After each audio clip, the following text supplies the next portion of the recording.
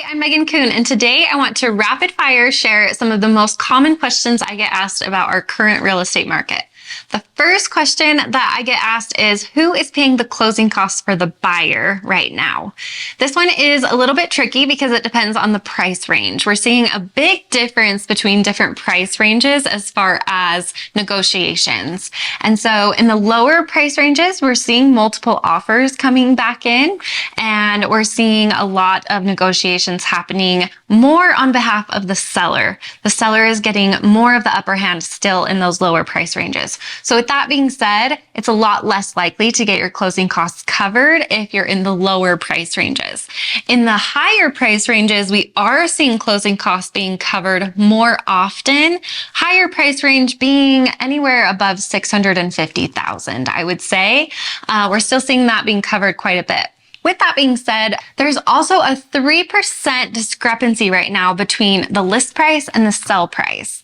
So when you're making an offer, keep that in mind. That is even with the lower price ranges. There are still a lot of negotiations happening, just maybe not so much around closing costs when it comes to those lower price ranges. All right, the next question that I get asked a lot is, when you're buying a home, who pays the real estate agent? There's a lot of talk going around this topic right now. If you've heard about some of the lawsuits that are happening around the country around real estate commissions, in Utah right now, sellers are still more often than not paying the buyer's commission. The reason that commission was set up like this is because the seller is taking proceeds from the home. It's a lot less likely that a buyer has a chunk of cash to pay a real estate agent. They're paying more in closing costs. They're paying more for a down payment as they get into a home.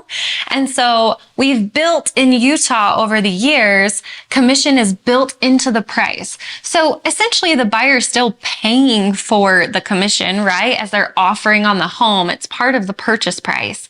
However, it's coming out of the seller's proceeds and counts as their closing costs, because they typically have a lot more cash that they can release to the real estate agents. So right now in Utah, sellers are still paying their seller agent commission and the buyer agent commission. The rate is negotiable, so you can negotiate with your agent on the buy side and the sell side on what you are willing to pay them.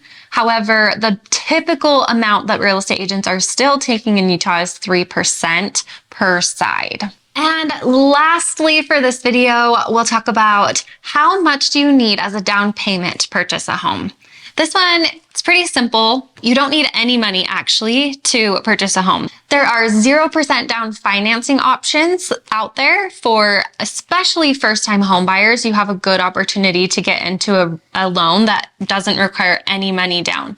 However, keep in mind that your down payment plus your credit score equal your rate and your loan terms. So when you're looking at overall what you're going to pay monthly for your home, you're going to get a better rate and a better loan term, which makes a lower monthly payment if you're bringing more money to the table and your credit score is good.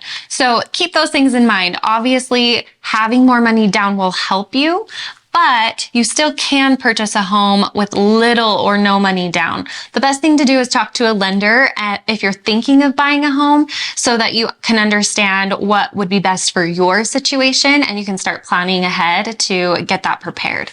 If you ever have any questions about the real estate market that you'd like to add to our Q&A rapid fire, comment below or send me a message and I'm happy to add it to the next video.